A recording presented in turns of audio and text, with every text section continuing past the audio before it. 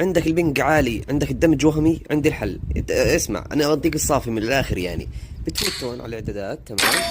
هاي اول طريقة. بتفوت تنزل، هاي عندك الاشعارات، تمام، تحت. تنزل لتحت. هسا عندك بتكون مفعلة هاي استلم دعوات ماسنجر، تمام. بتطفيها، بتحطها تعطيل، بترجع للخطوة الثانية، بتروح على اللغة، وبتروح على عندك اللغة الأساسية واللغة الثانوية. اتأكد إن اللغة الأساسية عربية، محطوطة على العربية، واللغة الثانوية محطوطة على الإنجليزية. هاي اسمع، شوف هسه إذا كانت على العربية بكون عندك شو مثلا تفوت جيم السيرفر يكون مخلط، مثلا باكستانية، هنود، فهمت علي؟ أما تكون إنجليزية وهون عربية، راح السيرفر يكون على سيرفرك. مثلا انت اردني، السيرفر راح يكون اردني. انت مصري، السيرفر راح يكون مصري. فهمت علي كيف؟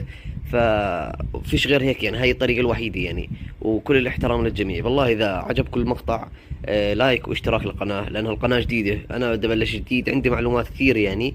ففيكم نكبر ان شاء الله.